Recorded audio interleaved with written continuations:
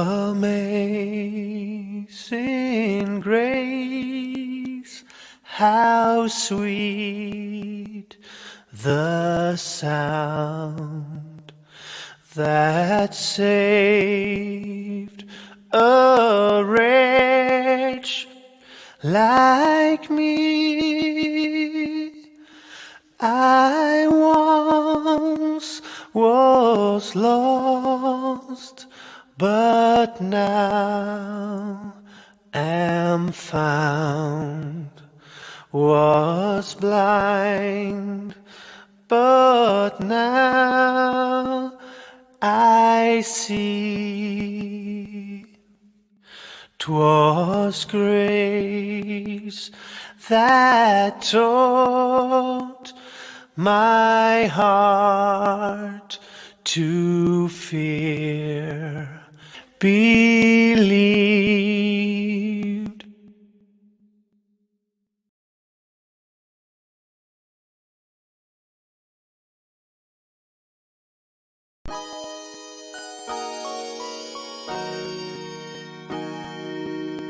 Get paid, little shorty, get paid. 100,000 in the safe, couple thousand in the drain. Get paid, little shorty, get paid. No, I'm always on my grind, 24 for 7 days. Favorite color, money green. Paper, I've been on my grind since I was in the 7th grade. Had my first kid, I was only 17. Always a provider for my pack like Wolverines. But you won't find me on the mountaintop. Need no calculator, I can weigh it cause it kinda lot. Always on my top around that paper like a Michael Scott. Your boyfriend the boy, he want my spot, he always round a lot. Get paid, little shorty, get paid. 100,000 in the safe, couple thousand in the jeans. Get paid, little shorty, get paid. No, I'm always on my grind, 24 for 7 days. Get paid, little shorty, get paid. Get paid, yeah, yeah, get the money, yeah. Get paid, little shorty, get paid. Get paid, yeah, yeah, get the money, yeah. Get paid, get paid. Oh. Hello. How is everyone? Good. How are you? Good. Yeah, like the intro. That was good. That was good. Did you do the NHS thing yourself? Yeah, I did it this morning. I wasn't going to show Shane, but I showed him earlier on. I got a bit started. I was on about an hour and a half ago. I first Motorhome. I Phil Humphreys, Dirty Trucker, the Camper Nerd evening. Oh, that's Anthony. Hi, Anthony. The Caravan Place. You know the Caravan Place is Shane, don't you? No. Well, you've got him on Wednesday, I think. Oh, sorry, Mark. Only joking, Mark. Yeah, we've got Monday or Wednesday. We're going to do it with Mark, aren't we? Yeah, we'll decide by the end. Yeah, we're going to cross over the other line and go into talking about caravans. Yeah. Well, he's going to talk to us about caravans. One or the other. What we're doing tonight, then, Shane? We've got an extra person. I've noticed. Have you seen him up there? Big beard. Big I know. Big beard. He's tried to outdo me. Although I've got to admit, with this lockdown, I expected it to be somewhere down. My hair's getting a heck of a lot longer. Yeah. I expected something off ZZ Tops by the time we came to this. Anyone want to pop Stephen Hayward's question? Hello, guys. What is your thoughts on cleaning a coach-built motorhome roof? Are they okay to walk in? Whoa. Hang on. We've not introduced Adam. Yeah, well, I was waiting for that. Beginning of your show, I thought I'd wait for you guys to do it. Didn't want to say anything. Shane? Okay, so our special guest of this evening is Aaron from, very special, from camperbuyer.com. He's a very big buyer within the trade and probably very famous in the trade, we'd probably say, especially for that beard. That lovely beard. Yeah. Okay, yeah, wealth of information. Let's jump on the questions. We'll want to try and get the show as interactive as possible, then we can start asking. Okay, Stevens, what's your thoughts of cleaning a motorhome roof? To walk on the roof.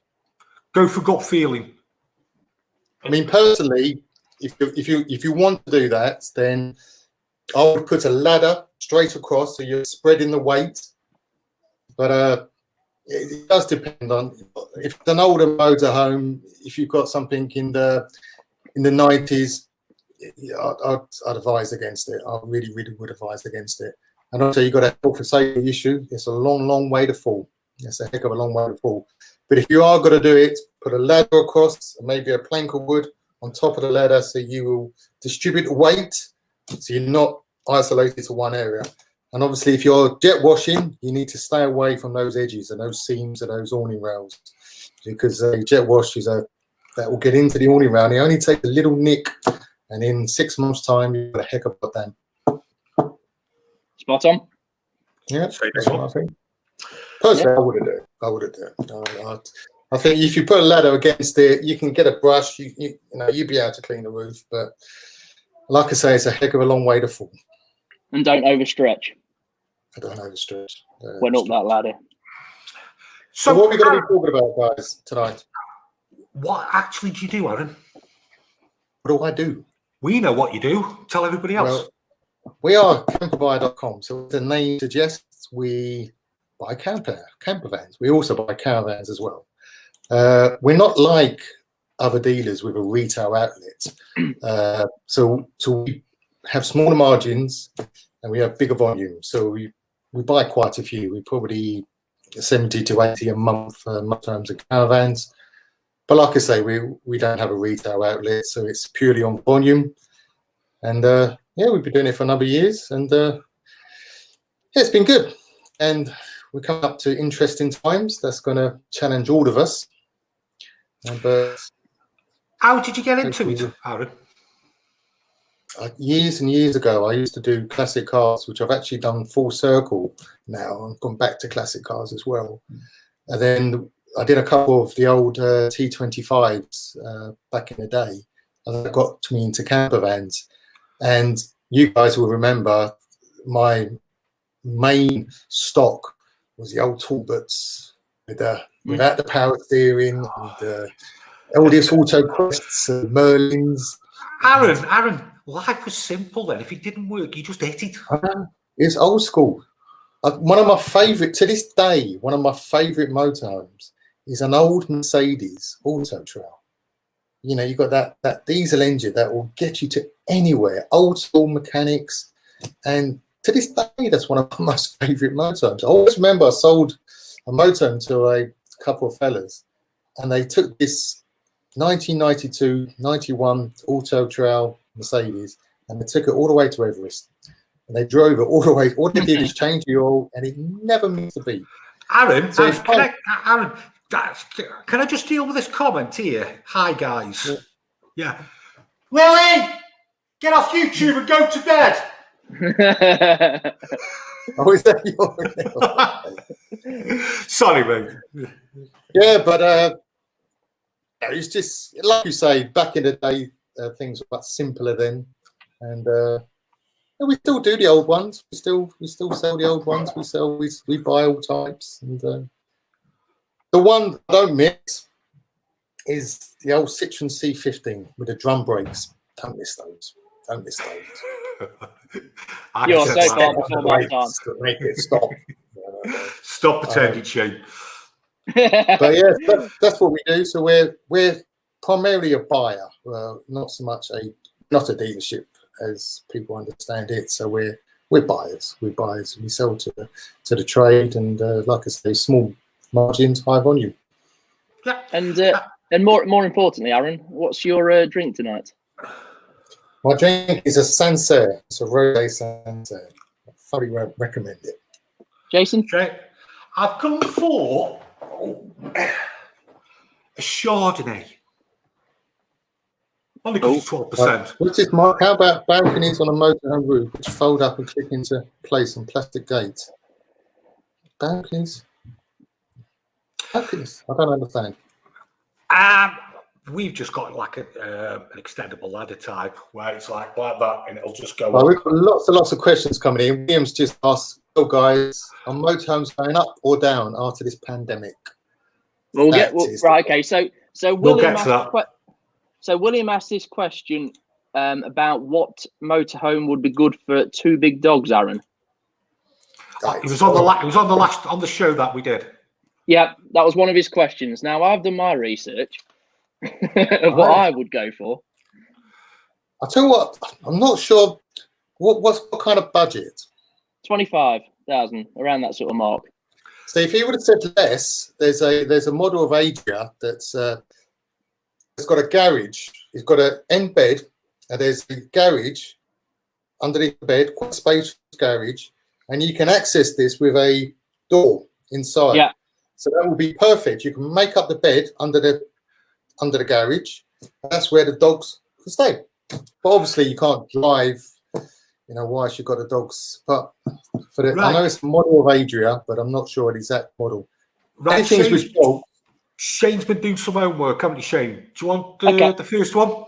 Yeah, go with the first one. Now, this is with a dealer called Colford Leisure, and I think this is absolutely brilliant value for money, actually. It's a Cheyenne 696, just plenty of space, and I think that one is up for 25 grand, give or take a few pounds, but you've got the double bed at the back, and then you've got all the floor space just below. Yeah, that's exactly what I said. The door on the back, so the dogs can get into the garage from the back. Yep. Okay, next one. This is a Bessacar E560. Now, you might see a trend with these. They're either the French bed, but 2 travelling seats. So you've still got the floor space. You've got one bit of floor space where the bench seats are, and one in the kitchen area. Again, for 2 big dogs, you should be all right. And then and the same with this 155, because the toilet's in the corner, you're not battling over the dogs to get to the bed at night if assuming you want them in the van, which I'm sure most people will. Plenty of space there, look. And again, something a little bit bigger. Luna Roadstar 786, you're going to be coming in. What do you reckon, Aaron? Early to mid 20s on that? Yeah, no, absolutely. As a retail, again, you've got that space at the back and plenty of options. And there's just one more which I never put on the list. And Jason from Forefront said something like an early Swift Escape 696, because you've got the end bunks on that.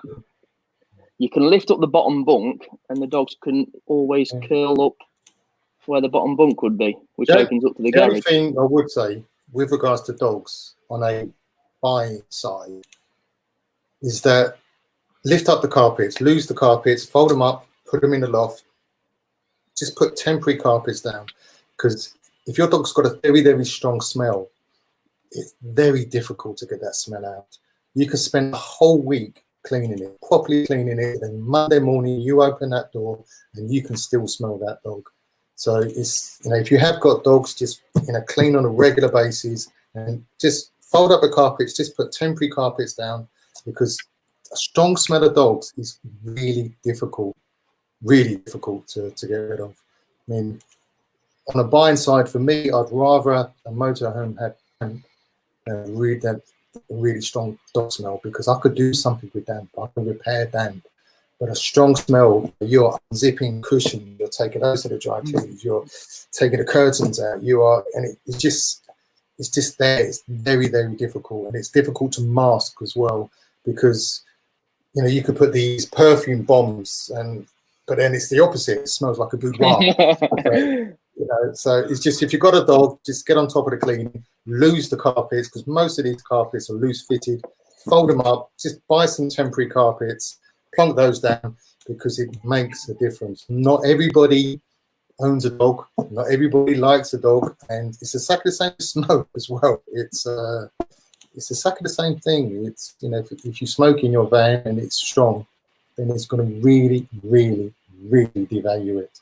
Interestingly, not very often you come across a smoker's van anymore. No, it's funny enough you don't. It's back in the day, I remember someone came into the premises of a failure approach, and it absolutely stunk, to the point where it was yellow. And and he said, well, okay. And he actually thought it was me haggling. And he said, what price do you offer? I said, I don't want it. This is 18 months old. I don't think you realise I'm not going to be able to sell it. I don't want to insult you by offering you half, but it's such a strong smell. It's the staining. It's just, if you're going to smoke, especially around the cab. You can really see the yellow roof. You can. And the skylights, in particular, the plastic on the skylights, they discolor. They did discolor. Yep. Quick Right, question. looks like more demand into the UK after Corona, but less jobs to buy. Should we address this? The fridge. Not an elephant in the room because we're going to address it, but this Corona. Let's go straight for that. Go on then. I'm getting a load of comments. I can't keep up. Just a quick one before we start.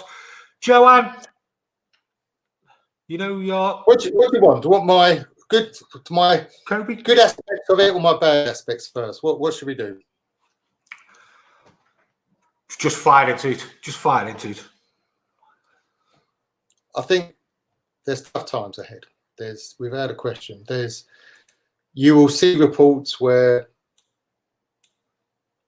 there's an NCC done a recent survey, and the thing that most people are looking forward to are holidays. After in this lockdown, and the thing that most people are looking forward to are holidays. Now they can't go abroad.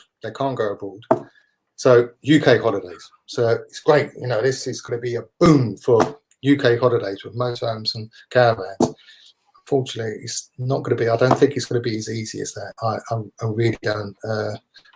Number one, the campsites need to be open, and while the campsites are shut, there's no business there. And also, the country's going to go into a recession. Worse still, maybe even a depression. So people are going to be losing their jobs. And a motorhome is the second biggest purchase of a house. The average price of a motorhome is probably £20,000. People just won't have that kind of money. They just won't, and the confidence will not be there. Now, it will be a good idea for the finance houses to make their deals more attractive. But then, they could be hesitant to do that. The likes of Black Horse and all the banks, because of what happened in 2008 when I was giving out loans willy-nilly, and that caused the crash. So, that's difficult. And also, eventually, this massive bailout that the government's done to keep the country going, we're going to have to pay that back at some point. Not initially, but at some point, VAT is going to have to go up. Taxes will go up. So that's going to affect businesses in the leisure industry. It's going to affect people buying motorhomes because they won't have a surplus amount of cash. So there's things like that. And also, the vast majority of the motorhomes or caravans I buy, they've tried out motorhoming, they've tried out caravan, and they're going to go back to going abroad. But that option's not going to be there anymore. So there's not going to be that many motorhomes or caravans coming into the market. So it's difficult times ahead. I like to think once all of this is over, there's going to be this collective sense of relief that this biblical nightmare is finished. It's how quick they get I think it's how quick they get the holiday parks open as well. Yeah, but I'm hoping there's going to be a feel-good factor that's going to, what, life's too short. Let's buy that motorhome. Let's buy that caravan. But that doesn't negate the fact there's going to be a recession. And it doesn't negate the fact that the money's just not going to be out there. It's just not. So I'm going to put a different. Sorry. I'm going to put a slightly different spin on it. I think because you can't go abroad for the next year or so, it will give a bit of a boom. Just talking to people in the car trade, some of them are even considering putting the prices up because there just won't be the volume of cars available like there has done. And there's a lot of people that have sat there with the 80% that the government's given, and they're actually not spending it, and they're ready to go with it. No, now, hopefully this will be that. There's no wrong or right answer here at all, is there? But a lot of people buy motorhomes to actually go to Europe. There's It's like a weighing game. We just don't know. I've been doing this for a while, and I can sense when the market changes, but it's just the unknown. We don't know until we come out of lockdown and we fire it up. It's like an engine. This business, it really is. It's you just start her up and you just see, and we just have to tiptoe through it, and I think it's going to hit the more expensive motorhomes more. The cheaper end of the market, it will be fine, but it's that, you know, it's that 30, 40 plus market that I think it's going to be hard to hit. On the opposite side of that, they might just about balance out because there isn't any new ones being built. There isn't any new ones being made. But I'm going with the filter factor. Because this is really, I think the shocks, people got over the shock, but yeah, I do feel people just, once this is done, if they find a vaccine, it's just gonna, oh my days, do you remember then? It's just gonna be such relief. And you know, let's do this. Let's do the things we said we was going to get at the motorhome. You know, we said we was going to tour there, go around Scotland. Let's just do it, because life's too short. If anything, this has highlighted that life is too short. Yeah. You can't come to a visit last year. Do you think it'd be a problem if everyone on holidays? But that's one problem the UK campsites won't mind. They really, really won't mind. It's got a question there. We're getting really busy last year. I think there may be a problem. There will be a problem. There will be. Yeah, absolutely. I mean, I know with the Caravan Club, you have to book months in advance with some sites. They've got this. So it'd be great for the independents. Yeah, I think on the caravan sites, I think what will happen is probably if they've got 100 pitches, it'll probably be 50 pitches. And no, I think they'll be full. I do think they'll be full. No, I mean for social distancing. Yeah, I mean campsites are a perfect place for social distancing. They are, by fire regulations, they have to be 6 meters apart. Is it? Yeah. They have to be 6 meters apart. When you use a cubicle, you can just have one in. You can do social distancing using the toilet. It's the perfect business. They should be the first to open up. They really should be the first. It'd be good for people as well, though. You got Anthony here. Feel good. Anthony's. I know Anthony, the camper nerd, and he's saying he's finding £10,000 once easy to sell. Which is actually, this is what it's going to be like. The cheaper end of the market is going to be quite buoyant, but as you get more expensive, it's the confidence. You need confidence when you're spending that kind of money. You need confidence that one, your job's secure. That two, your savings are secure, and and three, that you're not going to be clobbered with a massive tax. It's a confidence thing. And that doesn't really apply beyond the £10,000-15,000 markup. But it's interesting times ahead. I think as a country, I think we will get through this, and we will squeeze any kind of positive out of it, because it's huge. And if we get over this, then great. Then, well, live life to the full. Yeah, so I think one of the things that, without getting political, one of the things the government has done very well is give that 80% wage. I know it's going to cost us long term, but I speak to my friends and family in America, who most of them have been let go. Other ones are just getting paid what the company wants to, but there's no other support from the government. So, like for example, my uncle, he's down to 60% of his salary. That's just paid for the company, and everybody else has been let go.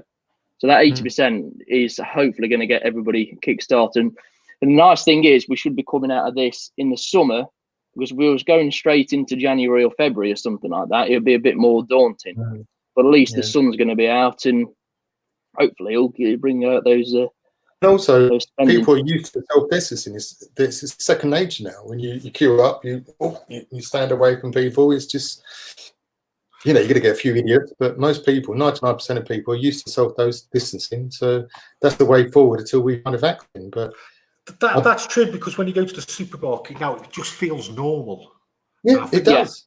Yeah, and that's. I'll tell you what feels strange is when someone stands too close to you. It's now the opposite. It's not where they're further away, thinking, oh, okay. But now when they're close, you're thinking, whoa, come on. I was telling you, Shane, the other day when the guy came into the premises, and And he kept walking towards me, and I kept backing up, and he kept walking towards me, and I kept backing up. So, there's a certain dealer that goes to the auctions, and he's well known throughout the trade, and he stands very close. And it will be very interesting when we do all next see him how people will take that, really. Well, Shane, do you just want to answer this question? What's this question? How do you get rid of waste if you don't go to these parks and you're moving around all the time? Oh, that's oof. Well, you don't put it on the. You don't go into a lay-by. You don't undo it while you drive along, because if a motorbike's behind you, you know they will slip over. How to get rid of waste? It's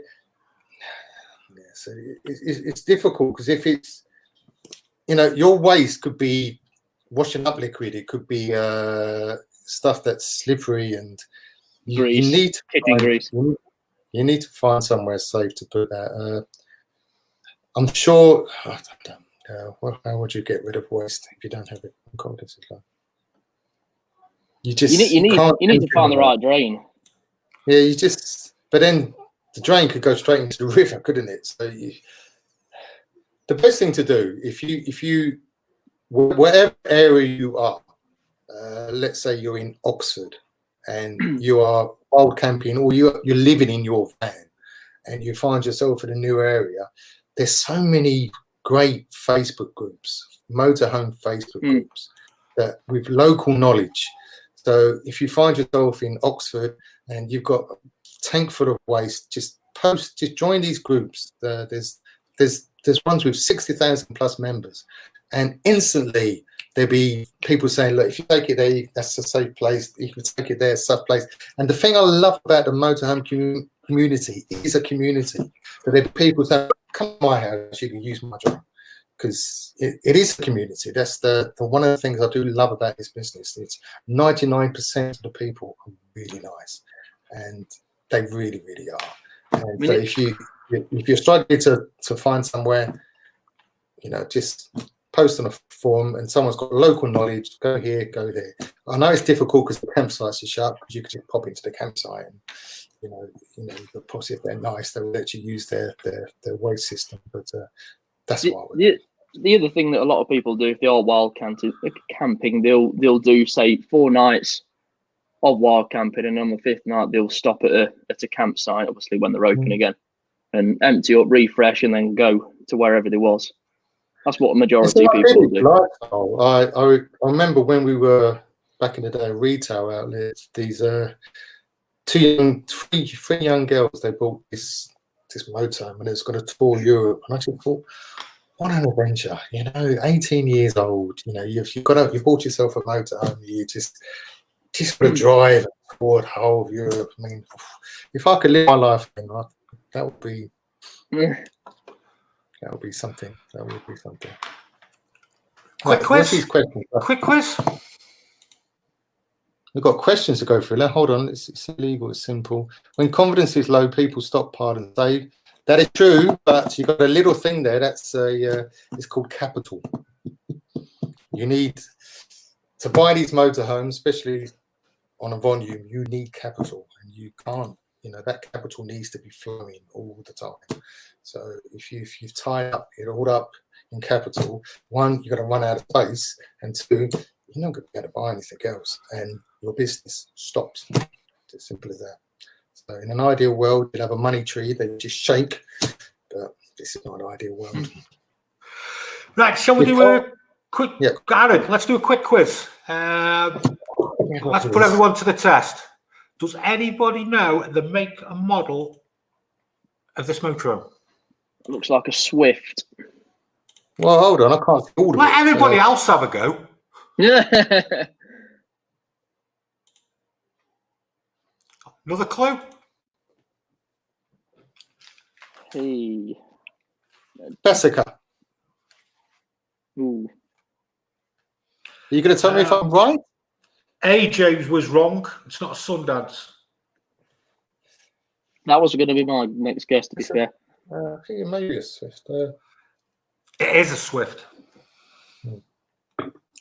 It is a Swift Escape 622 U-shaped lounge. Okay. Okay. Whenever you buy a Swift Escape, look up, because that's where the damp comes in. Next one. That's an auto trail. Trail. Yeah.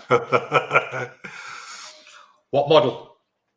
Apache or Cheyenne. XL.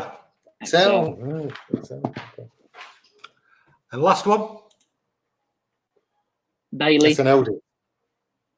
Oh, we've got Bailey and Aldi, have we? Oh, hold on. Oh, That's a Bailey. Bailey. Bailey Advanced Compact. 640. Yeah, it's a Bailey Compact, yeah. 540 Shane. Oh, 540, sorry, yeah. I didn't do too well there. Well, what's these questions? Well, let's go for these questions. Come on. I did Europe with a mate with 7. Anthony, did Europe with a mate 7-1 30 years ago? Did it all again with a shower? God, great. It's got a Sundance. Any chance you can ask a few more questions? Yeah, come on, look, guys. Someone close to me in a car just turned up. He's like, okay, don't worry, you put yourself through this. Yeah, you got to get that, Prim. If the parks don't open quickly, what about doing a swap for driveways to park on? Like, yeah, it's the whole idea of campsite. Denise, is you're in the campsite. It's you know, I've had weekends where, you know, I've gone into nice hotels. I've also stayed at campsites where it's beautiful. You know, it's absolutely, you just got a field, but you've got a barbecue going. You've got the children playing with the next door neighbour's children, and there's no hotel. You've got a balmy summer's night. You've pulled out your comfortable chair. You've grabbed yourself a drink. There's no hotel in the world that can beat that. There really isn't. And, you know, I've seen some of the places where I haven't been to many of the campsites, but some of the campsites, you're only looking at the beach, especially when you're wild camping. You're waking up and there's waves. So you're not going to get that on somebody's drive, unfortunately. So it's a great idea, but it would work for some people. But the whole idea of a campsite is that, well, you're in a campsite and you've got that community feel. And yeah. I'm finding 10 codes. Have we missed any questions, guys? Kind of wind turbine to power. The UK campsites were getting really busy last year. Do you think that could be the problem if everybody stays in the UK? Definitely.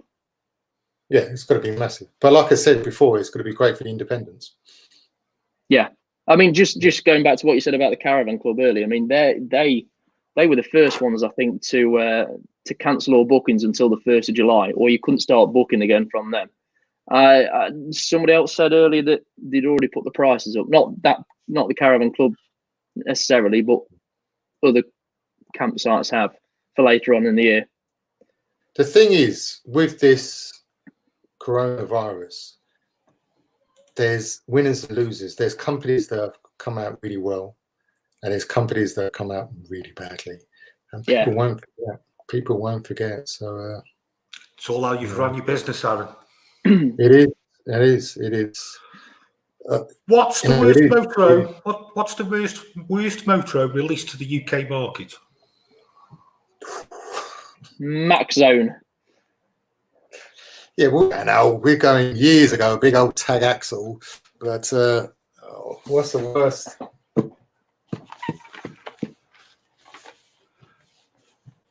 The first thing I think of is damp, and I think of things like the Max Zones, some of the early CIs or roller teams. Yeah, but I'm talking like, not, you know. I won't tell you what makes, but there's certain makes and model of motorhomes that if we don't find damp, it should be in a museum. And no, you're wrong there. If you don't find damp, you're not looking hard enough. No. When Mike was phoned up and I said, whoever found it did that, I said, oh, you need to go back. It's not unheard of. But okay, for early build quality, worst motorhome released, the CI's pretty poor build quality. If you're talking caravans, Avondale's pretty poor for. Oh yeah. early Baileys. Actually, not early Baileys. The early Baileys, your 98, 99, 2000, not so bad. But your senators and your champagnes and your pageants, yeah, they had issues with them. Build quality was pretty poor. Shane, I've met a lot of cars. I mean, listen, guys. There's good and bad in every single motorhome. Yeah. There really is. I don't, if you own a CI, then it's the chances are I'll be fine because most of these issues have been addressed. If you found damp in a CI, 9 times out of 10 we've got to look at CI. There's evidence of previous repairs, that's fine if it's been done properly. You've cured the problem. I mean, the build quality of British vans are not as good as, German. They're just not. Anything with alley sides? With the what? Alley sides. Yeah, Chris so Bowden. aluminium sides. I mean, the aluminium sides are generally good. It's the wooden floor that they've been built on. I mean, Anthony will back me up here, the camper nerd, because he specialises in auto sleepers with the all-in-one unit. Great vans. The monocoques, yeah.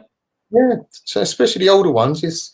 And I don't understand why that's not. Everybody's doing that even to this now. You buy a auto sleeper Tasman on a year 2000, it's unlikely to have damp. It is unlikely to have damp because there's no steams. It just seems logical to me. There is a new make that's just come out that I've seen popping up a couple of places. It's something like Wingwam or Wingham. Okay. And they're I mean the price. I think it's Wingham. I can't. Yeah, something like that. But they're monocoque coach built, so they're not like the auto sleepers. They're proper monocoques. It just surprises me of all these years of manufacturing motorhomes and caravans that we are still getting damp issues on 1-year-old motorhomes that cost north of £40,000. It just amazes me. It does seem to be British fans. It's I mean, Shane, you guys would know if you're going to look at a 2002 Heimer, the chances are the meter's not even going to register. You're going to be tapping it in your hand to make sure it's working. But you would do that. It's honest. You would do, and it's just that's my biggest gripe is the build quality of British vans. Okay, William, vans are going to have to be far more good grid so we can boondock. He's actually meant off grid. Okay, so they're going to have to be far more off grid. Yeah, fair point. More solar panels, inverters, and everything like that. Actually, the one extra with these motorhomes that I think is a really good one is a solar panel. I think they're great. I think they're absolutely great. I mean, you've got really powerful solar panels. You get twin batteries set up. You don't need generators. You can watch telly off of these. It's great. I just think they're well worth the investment. They really, really are. Shane, I think Mark's coming to your point. What about monocoque camper vans like Wingham? Yeah. Okay. Yeah, that's the one. At least somebody knows the name. But yes, five big motorhomes. Well, they're coming. They are coming. I mean, if they're going to make electric lorries, the next thing they're going to make is a electric motorhome. Good question here, AJ. Is it better to buy a second-hand van? I'll go yes. I'd say yes, because hopefully, as long as the first owner has been sensible enough to service it, then it should have had any problems sorted. You'd hope after the first service, and you don't have the depreciation as well quite so hard. Yeah. But the pluses of a new van is especially the fact things like toilets and stuff like that and beds. You just know nobody's been in that toilet, nobody's been in that bed. So it's that. And also, you can, get quite a good finance package for a new motorhome, and certain motorhomes devalue less. So it's always worth doing your research. So if you are going to buy a new, buy something that's low depreciation. That you may have to pay more, but you got to save money in the long run, because you just are. I mean, I'll give you an example. There's certain makes of caravans that, like 2-berth caravans, they depreciate a heck of a lot more than a fixed berth. There's certain makes of caravans like an Ariba that really, really hold their money. But if you're buying a middle dinette caravan, new, you're going to lose money because it's not very desirable. If people want a 2-berth, they buy a 2-berth. If they want a 4-berth, they'll buy one with a fixed bed. They would have bought one with a middle dinette. It's things like that you need to take into account. Aaron, Volkswagen adventurers, what do you think of Volkswagen Campervans? Be nice. Be very nice. I'll stay down. You may not like. Okay, my take on VWs is the market's pretty swamped with companies that do conversions. It's whenever somebody phones up and they've got a VW, I say who's converted by. It'll be some name I've not heard of, and they're based in Hull or they're based in Wales. And there's a difference in conversion. There's a big difference because you can buy these kits and you can convert it yourself. But how you would know if it's a decent conversion is, one, if it's got a fresh water tank as opposed to a portable one that you take. If it's got like a proper three-way fridge, if it's got central heating, it's things like that. If it's got, like I say, fresh waste water tanks, there's lots of different conversions, and a lot of them are quite basic, and the market's pretty flooded. So for me to quote, it would have to be a proper conversion. Whenever someone offers me a VW, it's the only ones that I actually ask: has it got a three-way fridge? Has it got a leisure battery? Has it got fresh water tanks? Has it got heating? These are all the things that differentiates between a poor conversion and a decent conversion. I think there's two more points which we touched on the other day. First of all, is VWs do tend to be almost a separate market altogether to motorhomes. Is that fair to say? It is. And two, something that Jason really heads up on is accessibility to things like the leisure battery. Like we bought smaller made VWs in the past, and the leisure battery will be under the passenger seat, which you have to take out, or to be able to just change a battery. You don't want it to take 4 hours. And also, just quickly, Stephen, that's a great motorhome. That's got to hold its value for forevermore. That really is. Auto sleep, especially that kind of age. They're such a well-built van. They are. You're right. If you look at an old symbol like a year 2000, there is no campervan. There's no manufacturer that utilises space as well as auto sleeper. Literally every single nook and cranny's either got a drawer or a cupboard. And if you've ever tried to build a motorhome, it's not easy. It's not easy. But so what we were saying, going back to the VWs, so if it's a decent conversion, and also with VWs, which you don't get with any other model, it makes a difference what engine it's got, what horsepower. Because you can have one with, I think it's 80, 90 horsepower, and it goes all the way up to 120. So things like that make a difference. But it's all about the conversion. If it's a proper one with a pop-up roof, I mean, they're great. They're great vans, and they will do lots and lots of miles. I mean, they're capable of doing 200, 300,000 miles like that. They are exceptionally well made. It just, from my point of view, the market is just swamped with companies that convert these, and also I imagine a lot of these companies have got issues with the DVLA now, because the DVLA not that long ago brought a new rule whereby, prior to this new rule, you can buy a transporter van or buy a van, convert it into a camper van, send a few pictures, and bosh, you got VW, you got a camper van registered on your logbook. So that means you can get cheaper insurance, But now they've changed the rules. Now they've changed the rules. Now it's something like a bus with windows or something. So Chris Bowden, I MOT tested many 3-year-old motorhome with bag damp, but not part of MOT. Silly, really. No, it's not silly. It's a totally separate thing. It's not going to affect the drivability. It's not going to forget the mechanical thing. You know, if you have an accident, the fact you've got damp doesn't make a jot of difference. It doesn't make a jot of difference to the brakes, to the emissions, to it makes no difference. It's well, if you have damp and you're in an accident, it should put out the fire a bit quicker. Electrical hybrid motorhomes. Well, they're coming. They are coming, but I think the technology needs to be improved slightly, because it's all well and good saying you've got a distance of 200 miles, but if you're stuck on a motorway because there's an accident and you are trickling along, I could have got this image of all these vehicles just breaking down because they've run out of electricity. So on the other side, I mean, if you're driving to a site, you're plugged in straight away. So yeah. If the sites can up their electricity output, then it's almost ready-made. It's coming. There's no question. It's coming. It's coming. I think it's a few years down the line. Is it possible it's going to be the? It's possible going to be the best. It's possibly going to be the best way to get. It's going to be the best to drive. To drive. I mean, a lot of people, a heck of a lot of people, that the only reason they purchase a motorhome is to go abroad.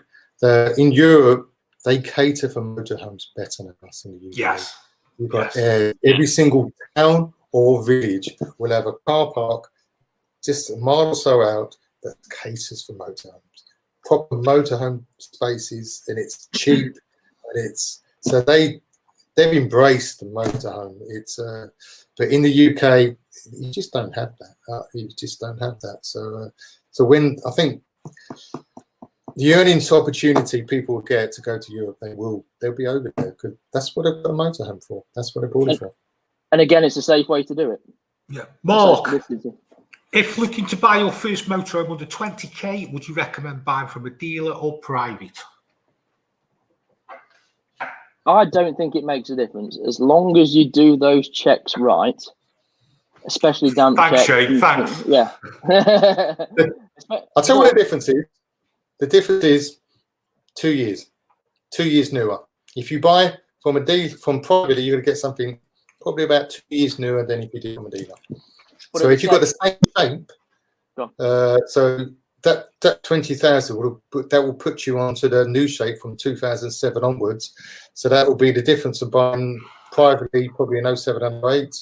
No, yeah, to 20,000 would that buy? Yeah, so from dealer wise, you probably look at 07 and 08. Privately, maybe a year or so newer. But if you're buying privately, it's advisable to take someone who's at least owned a motorhome before, because people are under this illusion that you can smell damp. We I've never smelled damp once. Absolutely riddled with damp, and you don't smell it. You don't. They could have put an air freshener in there, and damp's expensive. Damp's expensive to repair, but only labor. It's very, very labor intensive. So if you do have a van that's got damp, it's not the end of the world, because the materials are minimal.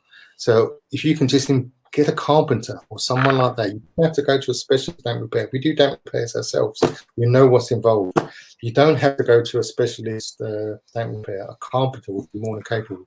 I'll give you an example. A sheet of Bailey wallboard is 45 pounds. It's 6x4. It's the man hours to do it. But if you do a damp repair yourself, the thing is, Aaron, with damp, it might just be one part, but you've got to keep going. Yeah, no, you have. And also, it's not always where you think it is. If you found damp there, it could be coming in from there. Yeah. So you've kind of like got to go overboard. So if you find an area of damp in that area there, don't just go ice. You need to go all round, because water finds its way. And so what do you lot think of the Aldis Encore 255? No, I do like them. It's very modern. It's got no, I do. They hold their value quite well. The Encore range is like top of the range. Is that top of the range for the Aldis? Yeah. The 200s are all top of the range. So I think that that'll be French bed, won't it? The 255. Yeah. So yeah, it's just got every little bit. I think it's got the Aldi wet heating. It'll have the cab blinds, and so on. It'll be the more complete motorhome than the standard Eldis AutoQuest. What's so bad about damp? Obviously, it's not good for you, but how does it damage the motorhome? Do you want me to answer that? Go for it. Right. If it's minor damp, you're working on percentages. You've got a damp meter which reads the different percentages of damp content in that wallboard or that ceiling board or that floor. Now, if it's 20-25%, that puts you on notice that something's going on and you can reseal it.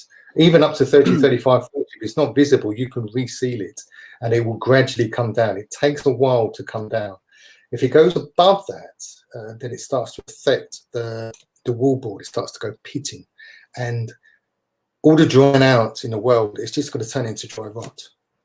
And so and if it's quite bad damp, then you've got to be aware that if you've got children, that releases damp pores into the atmosphere. Children breathe that in. It's not great, and also it spreads. It's like the coronavirus. You know, if you don't find a cure for it, it's just going to spread and spread and spread.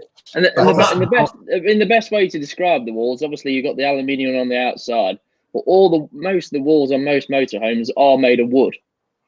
And everybody knows what wood looks like when it's been in a forest for a couple of months, how soft and mushy it goes. And that's exactly what can happen with a motorhome. Wet cardboard. Yeah, that's what it's like. That's what it was. Campervans are better if they are your main vehicle for 4 people. Yes. Yeah. The only thing with campervans is on campsites. So because some campsites are really funny, they don't like any kind of noise after 10 o'clock. When you've got when you've got a motorhome, you just open the door, you treat in, you don't make any noise. You got a campervan like you got that bang. Just winds people up. Okie dokie then. Question. How did Aldi's get its name? You asking me? No, I'm asking anybody. How did Aldi's get its name? I think leave this one for about 30 seconds. Just move on to the next comment, and let's see if anybody comes up and types up on the comments. Oh. I know this because my dad told me a long, long time ago. Do you know, Aaron? Wasn't that a Fordi's firm or something back in the day? It still is. Still is. Because I see him. Yeah. I don't. Shane, you're the one with encyclopedia for motorhomes. I just know what they're worth. Does anybody know how Aldi's got its name? Just Google it now. Camper nerd. I think it was a Fordi's firm. I'm sure it was a Fordi's firm, and he. Camper nerd and the Caravan place have got it right. It's actually Thomas. Mark. Me. Siddle. So Siddle's the name of the person, was it? Right. Here we go. Yep. Aldi's transport stretched back to the 19th century when Thomas Cook purchased his first horse and cart. In 1881, after the death of Thomas Cook, his son, Siddle, took over the majority of the business, and in 1963 started to build the Compass Explorer Buccaneer. 2017, Erwin Heimer brought them. Jason, you're losing the room. Cheers. And who bought Erwin Heimer? Go on. The American RV maker Thor Industries. Yes. It was a deal worth something like 2-3 billion. What make of leisure battery would you rate best? There is a make that's really, I'm not really that side of things, but there is a make. That's one for Jason, I think. Yeah, we tend to use Numax. Try and put as big as you want. Oh, there is a make. There is a make, isn't there? That's really, really good. Hold on. I'll just use one with electric in it. Have a new Laker with a spare electric drop-down bed, parked on the drive over the winter, drop the bed and mould on the roof fabric. How do I remove this? When you're storing over winter with the electric bed, you must leave a gap to let air circulate through. So don't keep them up, drop it down, good 12 or 15 inches so the air can circulate around. That was the problem you had to store. I mean, once you've got mold, mold is quite difficult to get rid of. So the fact you've got this material, I know exactly, it's like a loose material. It may be worth, finding how that connects and take it off and under a low heat, just using a washing machine.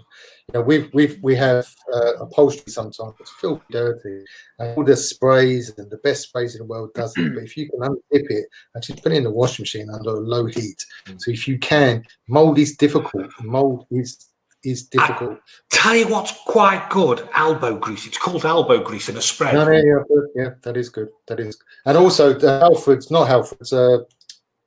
You can get it Halfords. They do a motorhome cleaner, and that's really quite good. And also the rug doctor, the rug spot remover. We use that as well. That's quite good stuff as well. But the chances are that's not going to get that off. So that fabric, it's been connected to that motor, to that roof somehow, and it won't be glued on, I would have thought. So if you can find a way of untaking it on a low heat, put it in the washing machine. Don't tumble dry it, just let it dry naturally.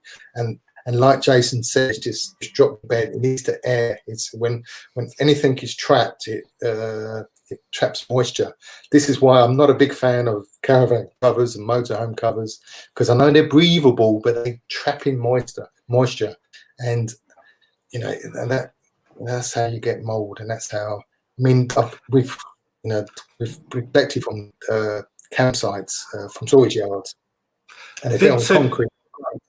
But sometimes when you collect a motorhome or caravan, and you're surrounded by woods, which is really picturesque, but it's mossy. If you ever see any kind of moss on the ground when you're storage, that's moisture. That's gonna get into your van. So if you are choosing storage, I know storage is not easy to find, but something that's concrete based. But if you see moss, it's moisture. It is. So Vincent, Varta versus Banalisa battery. Varta. When I was Googling, Varta is a very, very good mate. Varta. I always use Varta for the engine batteries. Okay, Mark, out of all the different heating systems, which one do you rate best and why? Aldi. It is, because it's home from home. You just set your temperature, and there it is. It's a wet radiator system. Simple as it sounds, just like at home, and you very rarely have problems with them. Also, you get those on the RV. Any RV, no matter what age, it's got like a thermostat, exactly like you get at home. You just set your temperature there, and when it reaches that temperature, it clicks off. It's great. It's great. A lot more even than the blown air heating as well. You've got the radiators all around the van. It's just not got one, 2 or 3 vents that are just blowing in. It's the Propex ones, they're good heating systems, but they're expensive when they go wrong. They are expensive when they go wrong. And that's just going back. The eldest Encore 255, that'll have the LD heating, and that is worth it. Just for that over the whale. Yeah, excellent. CI Motorhomes. Which country did they first start? CI Motorhomes. I was looking for that in the comments then. I'm going to say Italy. I'm guessing I'm wrong. CI. Caravans International. Caravans International. Now, if you heard the name, you'd say the UK. Star Taylor, Italy, no. And you're going to pick yourself? I would have thought Italy. I would have thought Italy. No, yeah, let's start Italy. So the fact 2 other people have said it, that means I must be right. No. 1963. Sam Alpha, an English designer, manufactured and was responsible for the Sprite. He was also the founder of Little Chef.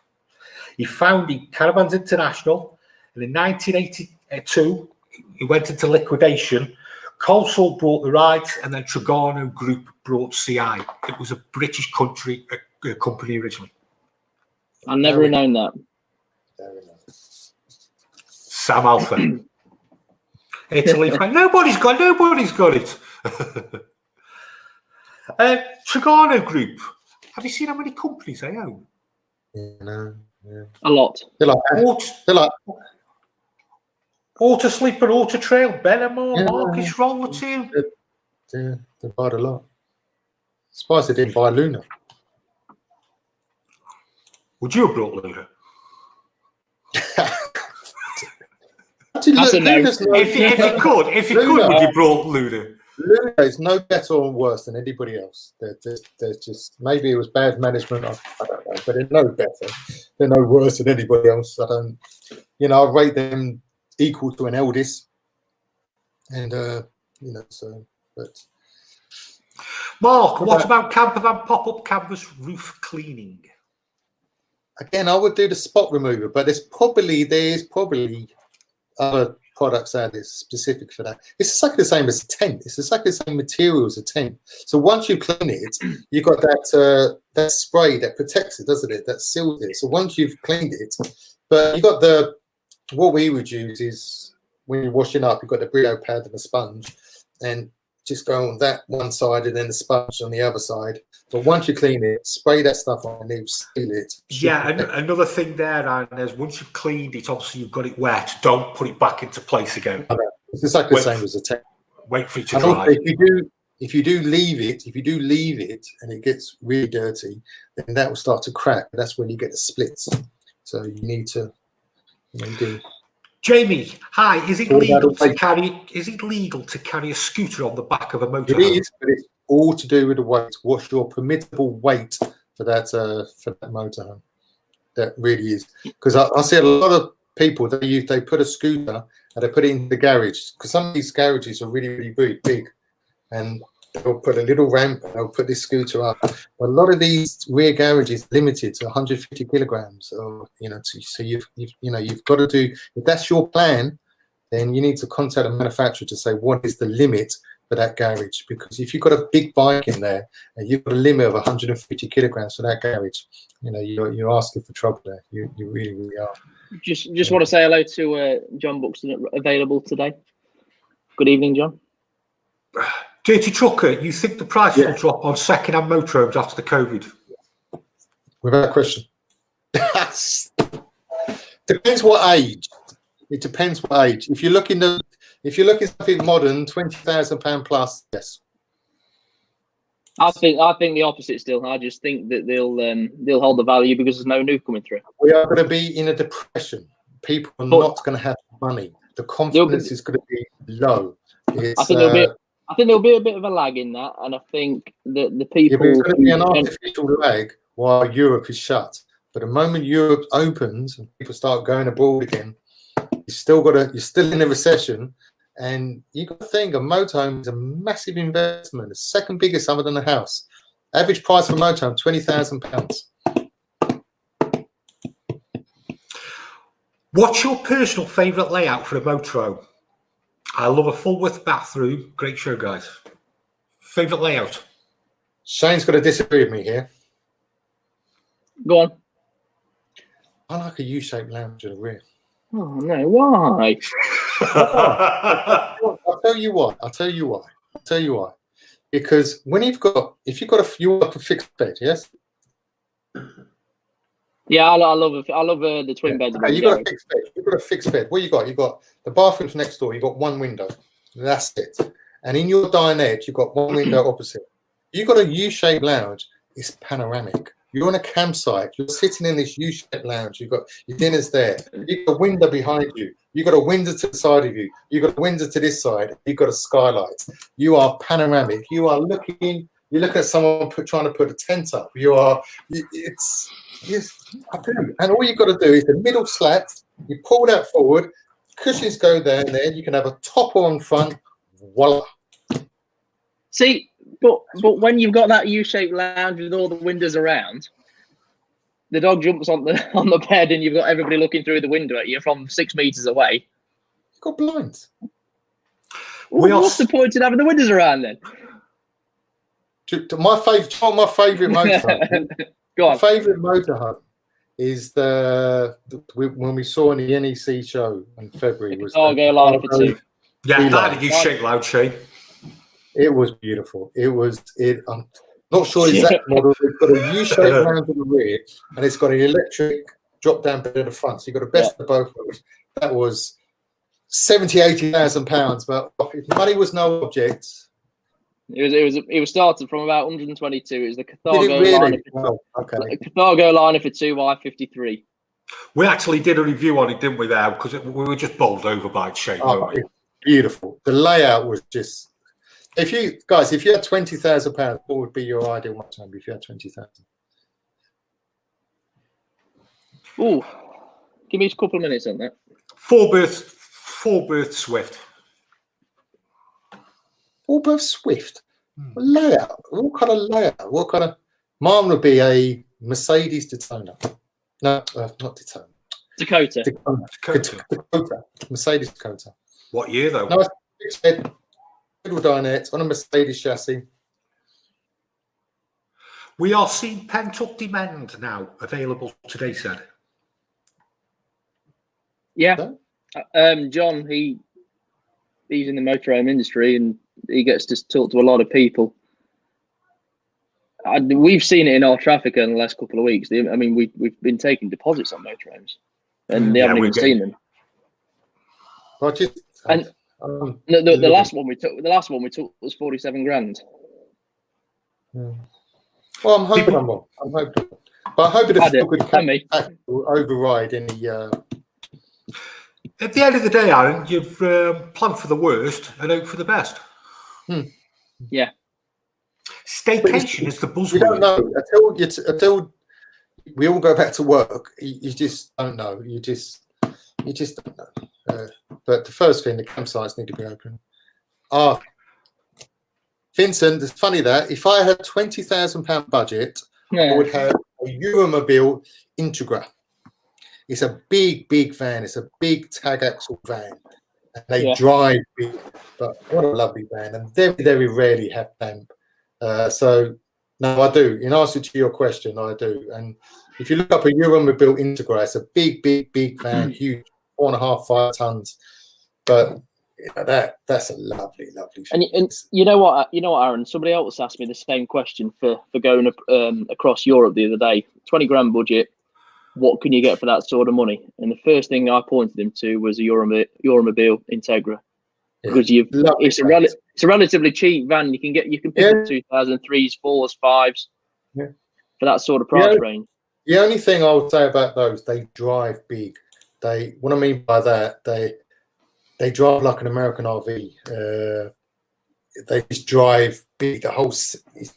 So you need to be, relatively confident, because they're the wide over the wheels and with the electric blind at the front. With AJ, AJ, people aren't spending on much else, are they? I totally agree with him. That's why I think it will go. Same as what Shane thinks. Well, I hope you both prove me wrong. I hope I don't know. I just think that the top end's going to be hard. We need, absolutely. I could agree with you. Available today, campsites open first. Absolutely. Because social distancing in the campsite is easy. Absolutely easy. There's no reason whatsoever. Yeah, you just wouldn't have the pubs and restaurants open, would you? And the swimming pools. And do you know what? I read this article that the restaurants don't want to open either, because at the moment the government are paying their staff. But if they open, all the staff go back to work, so they've got staff costs, but they can only quarter fill the restaurant because, one, social distancing, and two, people are nervous about going out. So I think Anthony's with you, Aaron. I'm a very optimistic person. I love the light at the end of the tunnel, but realistically, this isn't too good. This ain't too good. This is biblical. And it's going to cost him billions. And a lot of people are going to lose their jobs, and a lot of people are going to be in a very, very bad way. And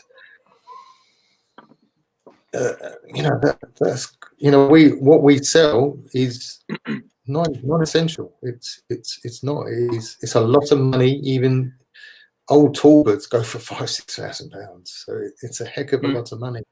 And if the money's not there, if the confidence is not there, Okay.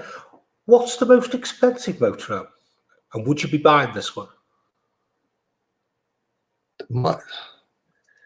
Didn't Eddie Murphy have a American RV when he was on site over here or something? That was just ridiculous. That would be nice. I think that's about $2 million. That would be okay. You know, a couple of slide outs and jacuzzi and that, something like that would do. How much is the most expensive motorhome? Aaron? Put it this way, he'll be a lot less after this. Yeah, well, the millionaires have still got money. Yeah, they are. Shane, do you want to tell us? The Element Palazzo. I'm just going to give myself a top up. Oh, I've seen that. Yeah. See, this is one that not many people know about, but they've seen it. And it's almost as if they thought it was a concept or a design, but it's absolutely for sale. And I mean, just look at that. It looks like you're looking through a magnifying glass at the front. Well, they start for around $3 million. And that one there is the top of the range. I mean, they do a few different things. I mean, they even do the truck, the truck itself, so you can tow things and put things on the back. But incredible! It's got its own balcony on the top. It's a super yacht on the road. Is the best way to put it.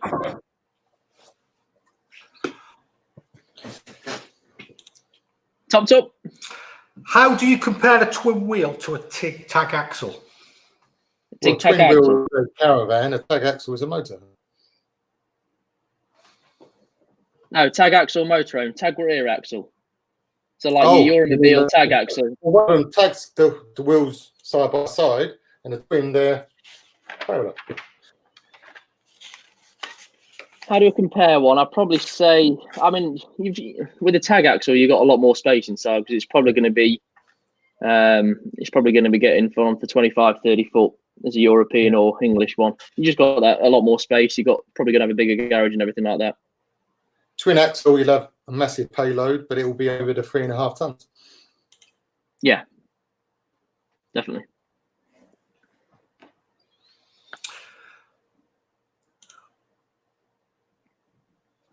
Are you out of focus? No. Might be the whiskey. So, Hobby and Iman have restarted again, haven't they? Yes. Or they're about to restart. I forget which one, but yes, they are about to restart building again. Obviously, Germany's a bit ahead of us. But that's good news because obviously Erwinheimer, as we said earlier, a very, very, very, very, very big group. Well, they are the part of the biggest group in the world, which include things like Burson and Eastman and so on. So that's good news that they're up and running again. My opinion on the Heimer, I just think lately they've just gone downhill for me. They're just the last couple of years. I thought there's be Heimer owned out there. The older build quality was so good, and I just when I went to the NEC show in February, I was just a little bit disappointed with the Heimer range. I was just underwhelmed. I think. Yeah, I mean the Cargo range was great, and Frankie was good, and it's just Heimer just a little bit. Don't know. We discussed that Wednesday, though, didn't we, Shane? It seems like everybody's catching up when I'm just staying. Yeah. I think everybody's caught up and gone past. I mean, even the Voyager. I forget what that interior was called. That interior, it was like a light Swedish Scandinavian wood is the best way I can describe it. I forget what it's called now, but that just looked amazing compared to a Heimer. I mean, I think Deathless. I mean, some of those new Deathless are some amazing machines. Absolutely great. You know? But it's a personal thing. I mean, Heimer's got a great name, and like I say, on a buying side for myself, the build quality of Heimer, especially the older ones, nothing beats it. It's the best way to put a Heimer is something that my cousin said about European vehicles, and she said that things like Mercedes and BMW, they're timeless. They don't really change much, But 20 years ago, they look like they are now, and 20 years ago, they probably still will. Available today, Putragano are going back May the 4th. I know Bailey aren't opening till at least the 11th of May. Yeah, people are going back, regardless of what the government's saying. People are going back because when they're looking at the news, they're seeing it's positive, it's going down. But people will be going back, and you can't. This will be lockdown fatigue is kicking in. It is kicking in. See, Jason, we're going back to this question again from William. We're not going back to it, but this is what we're talking about, the MPG on motorhome. So William said, I take it the bigger motorhome, the more thirsty it is. Is it worthwhile having a gas conversion, and is it relatively or readily available in Europe?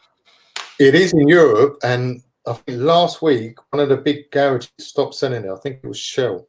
Was it Shell? Probably, yeah. Yeah, they're a big player in gas. Yeah, it was one of the garages last week, and I've stopped doing it. But it's a massive difference. I mean, on the American RV market, and also you've got a heck of a lot of. I think it might be Esso because they put in electric points. They're swapping them to electric points. Yeah, it was one of them. I think it's Esso. But also, you got to understand, there's a heck of a lot of companies out there that do conversions for the appliances, to do LPG conversions. On the same side, a bit like we said on Wednesday, if you're doing what does a motorhome average a year? 4,000 or 5,000 miles. What is 5 miles to the gallon going to make a difference to your journeys, your trips when you're spending 30, 40, 50, 20, whatever £1,000 on a motorhome? What's saving a few quid? Neither here or there. What is your favourite German make? Carthago. I like Carthago. Well, if it's modern Carthago, if it's old, Heimer. Yeah. The new Carthagos are.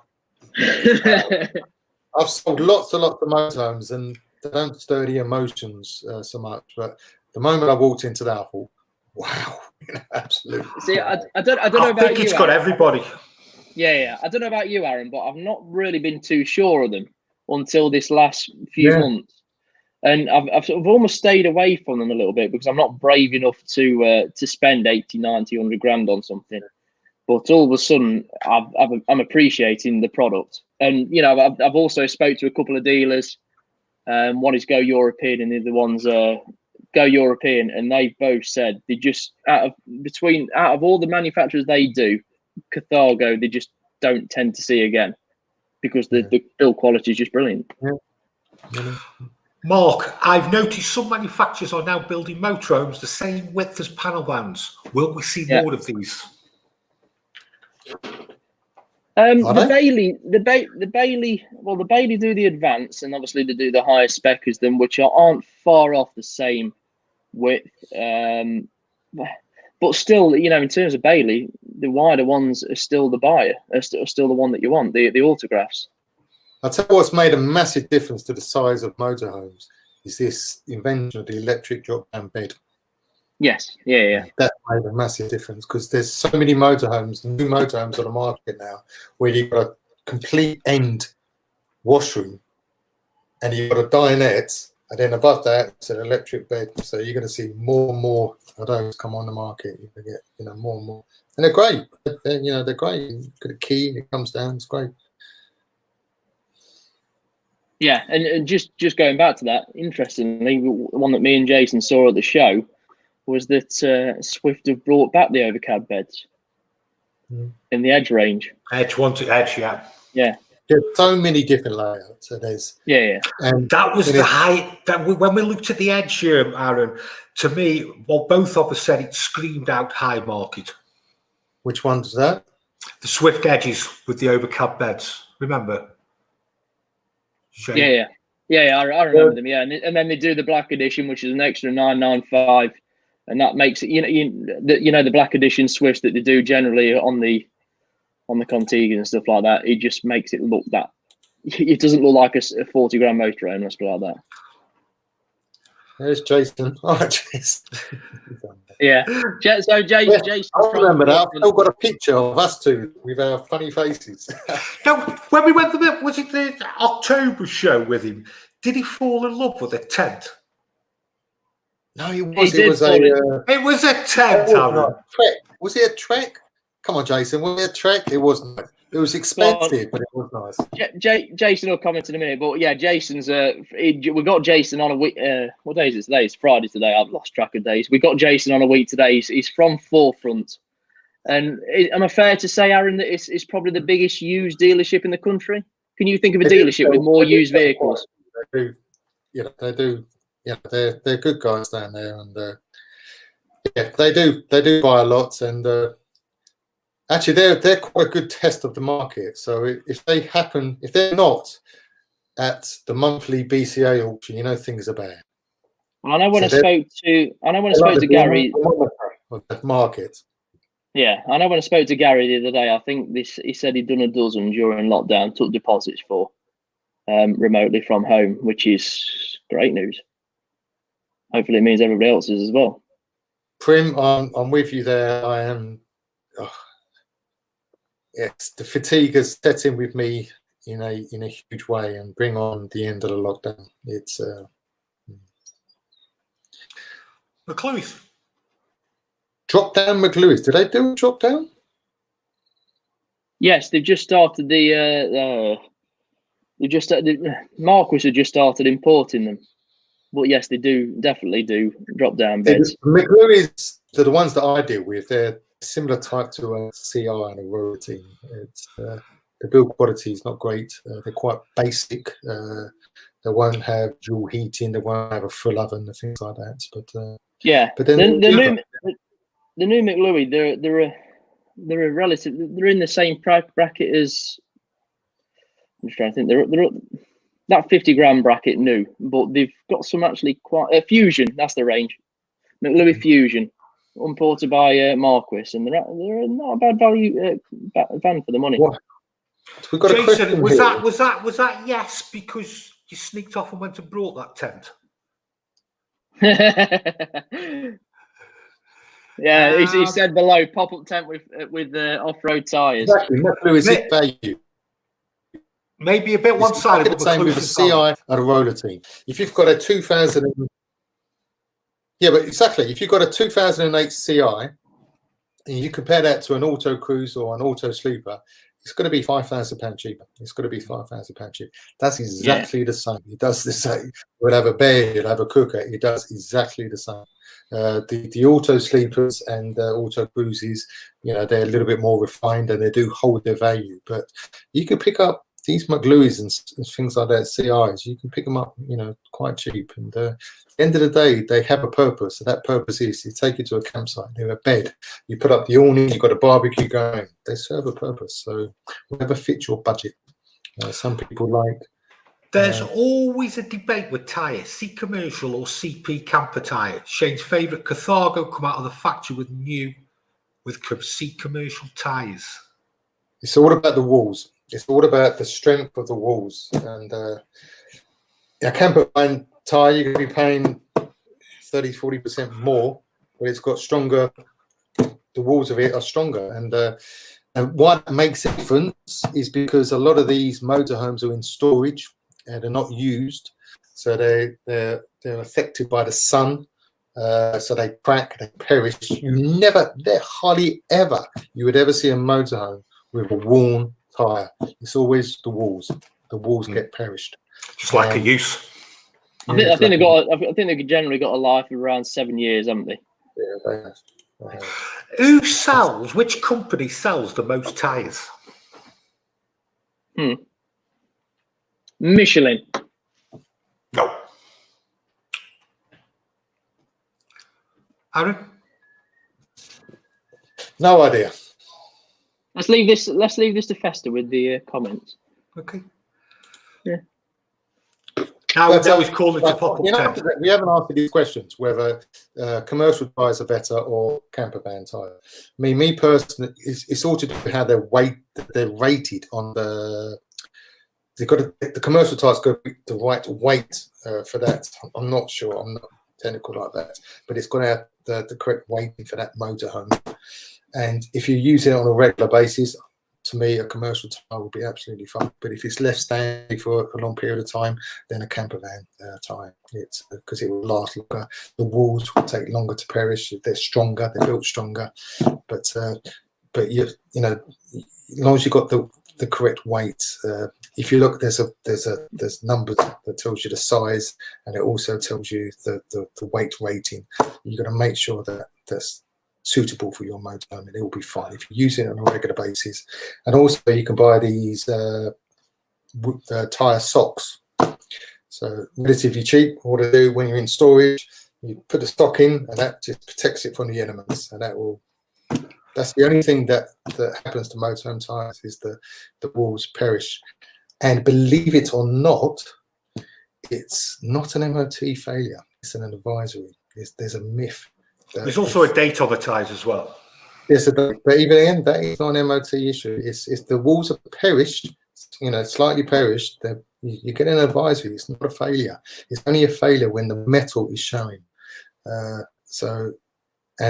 Which I think is wrong. I think if a tyre's perished, you should found an MOT, because it's not a pleasant experience having a blowout on the motorway. No. It really, really isn't. No. So why do new motorhome dealers still use the buyer as a guinea pigs? Can we name and shame them? I don't really like naming and shaming or knocking any other company, to be perfectly honest. But I don't understand the answer as guinea pigs. The difficult thing is with motorhomes, there's so many elements to a motorhome. So when it arrives, okay, let's park the fact that the build quality of British van is not as good as their German counterparts, but there's so many aspects to a motorhome that go in. You know, the appliances, how it's fitted, and also it moves. You know, there's flexibility. So, you know, you say they're using you as guinea pigs. They're not. They've got. There's no dealer wants to come back. There's no dealer out there that enjoys a disgruntled customer. They're not. Yeah. It's their reputation. It's everything. Yeah. You know, I think dealers get a bit too much stick sometimes, especially on the newer stuff, because you're only as good as the motorhome that you're selling. If it comes out the factory not how it should be, the dealer takes the flak, whereas it probably won't be their fault. A lot of these issues are not going to come to light until you start using it. Until you start using it. It's just like the same with a new house. You know, you buy a new house, you get snaggy. You're constantly calling the build back. This is back. This is not going right. And the house doesn't move. Now you've got a moving house, so you are going to have issues. You are going to have issues, and this is where you know how good a dealer is, because you know they're all great. You know, when they want you to buy a motorhome, but it's how they deal with you afterwards that makes a difference. But you know, you've got to understand that, you know, these are put together, and you know, they travel 70 miles an hour on the motorway. They go down potholes. They do this. They do that. And there's different appliances. There's going to be issues. It's going to be unlikely that you are going to buy a brand spanking new coach built 25-foot motorhome with appliances and cupboards and this, that, and the other. That something's going to fall off, or something's going to come loose, or something. Well, chances are that's going to happen, and chances are it's going to be minor, and it's not the fault of the dealer. How they deal with that's the fault of the dealer. That's how the fault of the dealer. But yeah, exactly. No dealer out there wants to come back. No dealer out there is okay. There's some curbside dealer out there that will sell you something that's completely rotten. But if we talk about new motorhomes, you know, they're only as good as a manufacturer. It's not. Brand Hills don't build motorhomes. Marquis don't build motorhomes. You know, all of these dealers, they don't build them. You know, Eldis build them. Better, you know, Swift build them. You know. But Van Width shape? Say again, sorry? Van Width. Etruscan did one, Sunlight V60, which is narrower but same design as T60. Yeah, there you go. Yeah. Yeah. Available. Maybe it's the way forward. I don't know. It's maybe it's the way forward. It all depends on the space you want. It all depends on the space you want. Yeah, available today. If Fusion, Auto Sleeper, not Marquis, and they got five models in the McLuhan Fusion. There we go. That's answered that. No one was getting my question about tyres until Derek got the answer right. Oh yeah, Lego. I forgot that question. Lego sell the most tyres. Make the most tyres.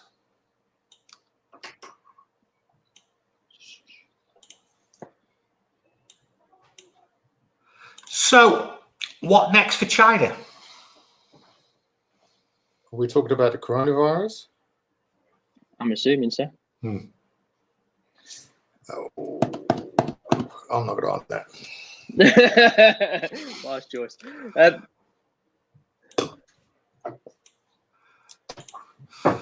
Why not PDI? Well, they should do a PDI. Yeah, they should do a PDI, but until you start using. And social distancing, we're in the kind of industry that social distancing is ideal. You know, you can, well, initially you can utilize selling online while we're in lockdown. That means more, better pictures, better videos, because you are allowed to deliver campervans or caravans. That's permitted. Once a lockdown is finished, it's easy to social distance. If someone wants to view a motorhome, open the door. There you are. Help yourself.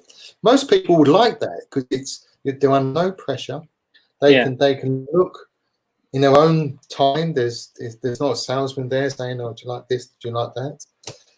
You can have antibacterial spray. You can offer them gloves. You know, it's easy. And with regards to the PDI checks, it's something that I know Jason has adopted before the lockdown. Is you do a video.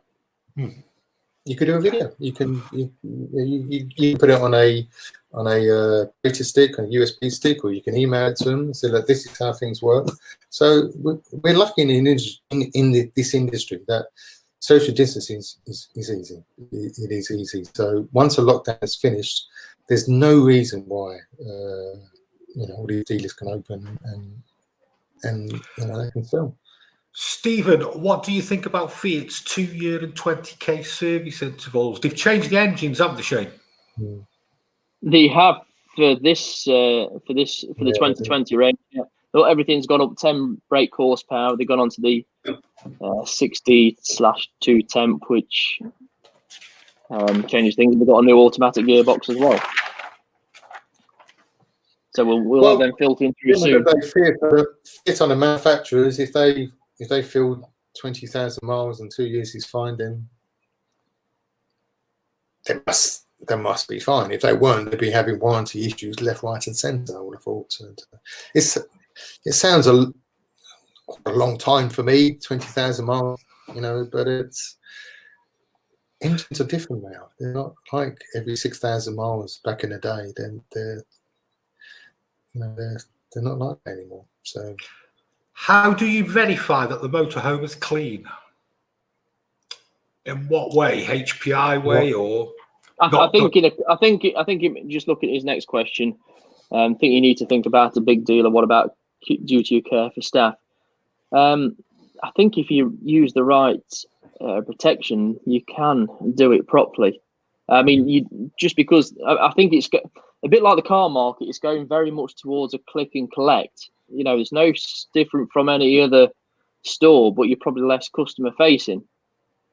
Well, if you notice, if you go to the big Sainsbury's, when they you're queuing up in like an S, and when they give you the trolley, they will spray it and wipe it down. And the same could be done.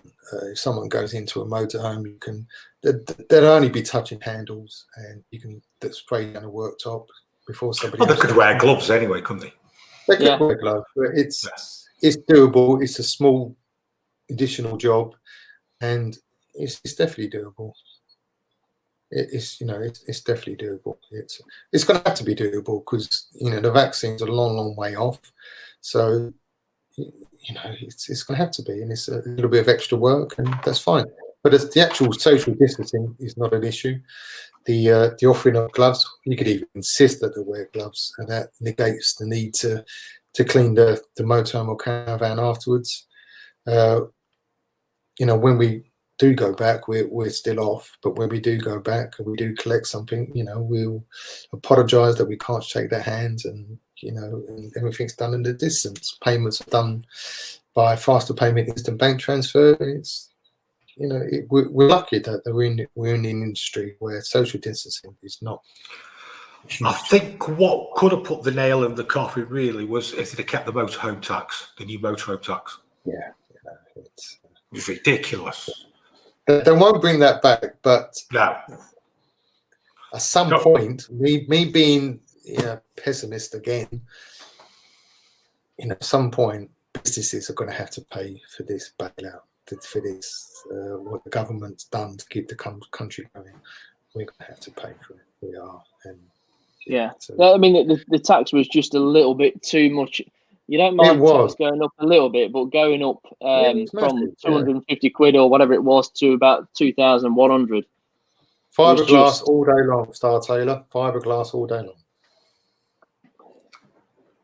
Shane, fiberglass? Yeah, you don't get many of them. And to be fair, I've not had a problem with aluminium walls. The aluminium walls aren't the problem. It's the floor that's still made of wood, like some of the 2015 Baileys that still get damp. See, Jamie's question, can you get good finance deals? See, this is where, after post-lockdown, I do believe the finance market needs to make more attractive deals to encourage people to buy. They really, really do, because it's the high end that's going to suffer. It's the new motorhomes and caravans that are going to suffer, because they need to make it attractive. But then, they're going to be nervous because of what happened in 2008. So, but yeah, here's a question for you, Aaron. What percentage of motorhomes would you say you buy that have got finance attached to them? Not many. 5%. Yeah, I'd probably go with that. Which I'd probably say is the complete opposite with cars. 9 times out of 10 is black balls. Oh yeah, yeah. Apart from Volkswagen, what is the next best base vehicle for top campervans? Well, there's not that many out there. You got the Bongos. You got the what else? You got Nissan one. You've got a bit of everything, really. Yeah, you've got a bit of everything, really. What was the make that we looked at the show that you really like? The campervan conversions. Wild Axe.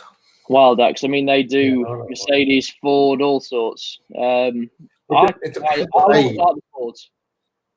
Yeah, it depends what age. I mean, VW. I mean, the engine's the VW engine that will do Starship miles. It's parts are so easy to obtain.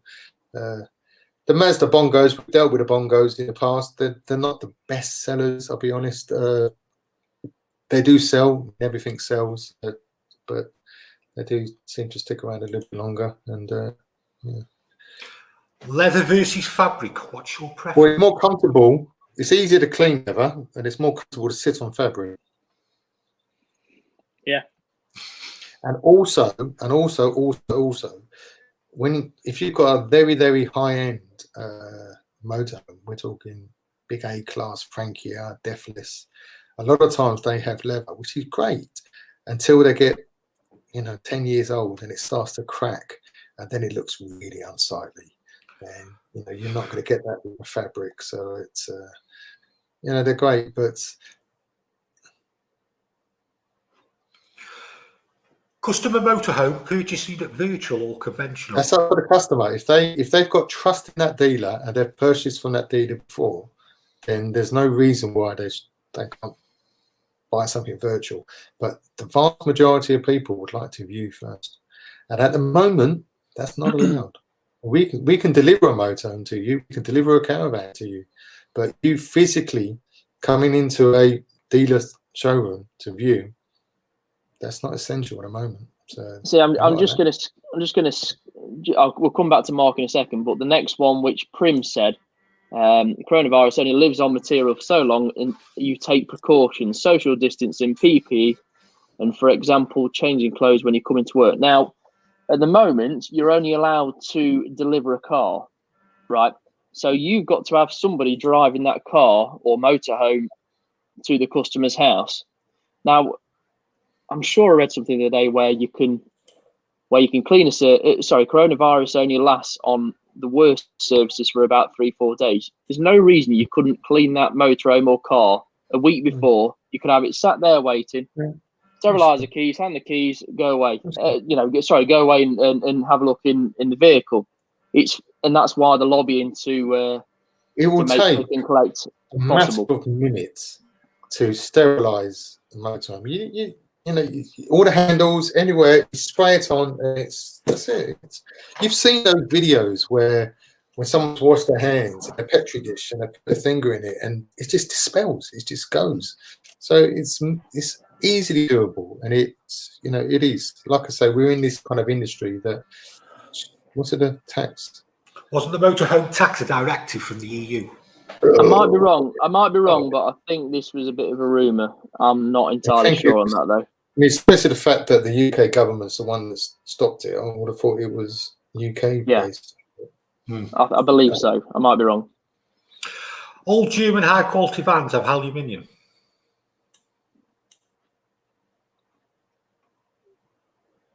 Yeah. Fair point. Today.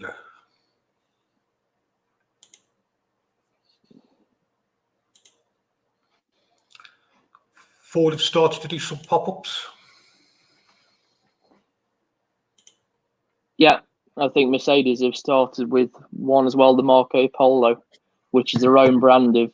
Well, I agree with Russ there. I think there's no reason why motorhome dealers shouldn't open, but.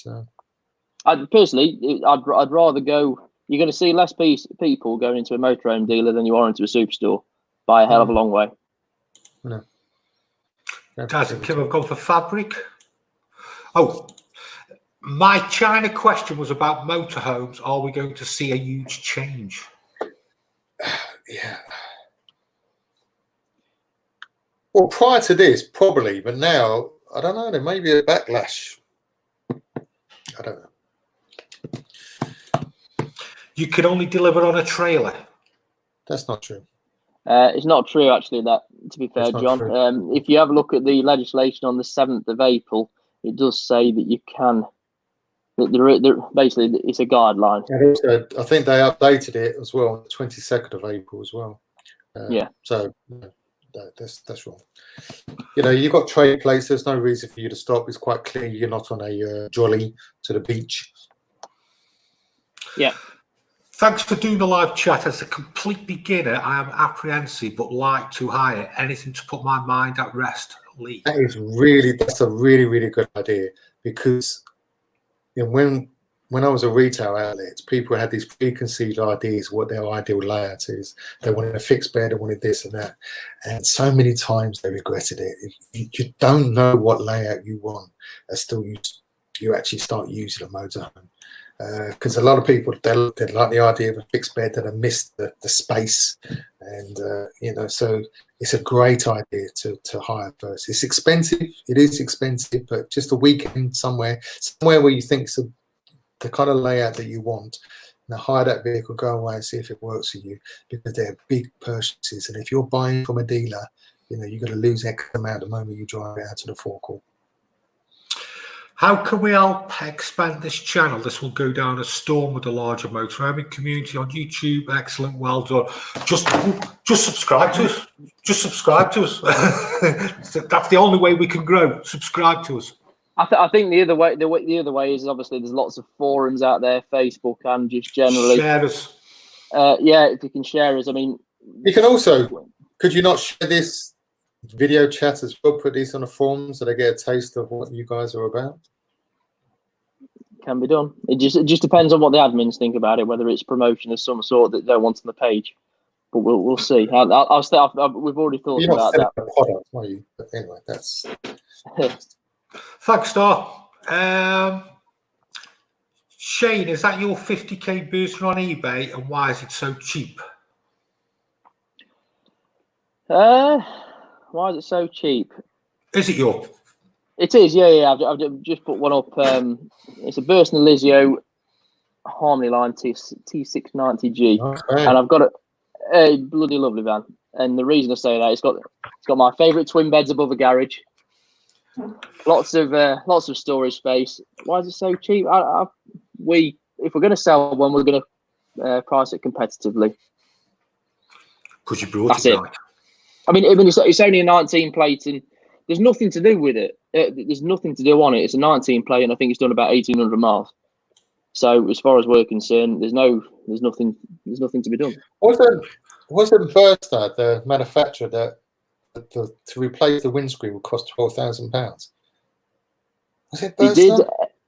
I don't know. 12,000 is a lot. They did do. I know there's a make out there that the windscreen alone costs £12,000. Now think about that when you're going behind a tipper. Auto Trail have just done pop-ups, haven't they? Yes, that's one for. Yeah, I'm not. To be fair, I'm not too clued up on Auto Trail, but yeah. Sorry, they have done. Yeah, the new for the 2020 year. Yes, they have, and they've also changed the colours. You've got about 7 colours to choose from, the cabs and the bodywork and everything like that. Yeah, they have just started doing a pop-up for this year. Fixed bed won't trickle down to me for a couple of years yet. Fixed bed. I presume you usually get a proper sprung mattress. No. Depends on your budget. The big difference, a topper. It makes a big difference. Sometimes you will buy a motorhome or caravan, and where it's quite a cheap mattress, you can actually see the indentation. It's like a Mexican wave where you can see where they sleep. But a comfortable bed. But you can buy these tailor-made. The beds are quite expensive. They're about £500-600, but they cut the edge exactly where they should. The Duvet ones.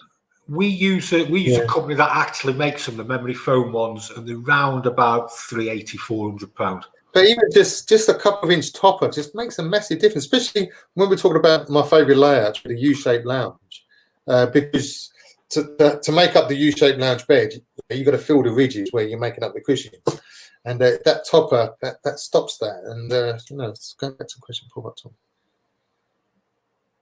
Yeah, Jason, I don't think they've got the name they have anymore, the Westphalia. It's, back in the day they were the ones to have, and nowadays, I don't know. They've lost the way a bit, haven't they? Yeah, they have. There's a few companies that were the top of the game, like Homer and Westphalia. That I don't know. It's. I'd probably even say in the last 10 years, they just seem to have disappeared a little bit, and I don't really know why. I don't know whether it's because the new prices have just gone up and up and up. I don't really know. I used to come across them so much more than I do now. Yeah. Is Mark on about your motorhome? Less risk, anything wrong? And it's under manufacturer warranty as well. This is your van on eBay, isn't it? Yeah, pretty much. Yeah, I mean, any 2019 motorhome, it's going to still be under manufacturer's warranty, so it's got to go back to a Burst main dealer to be sorted. I mean, there's some companies like Westphalia that just lost their way, and then the technology's gone past them, and the different advances have gone past them, and don't know. Just the thumbs up.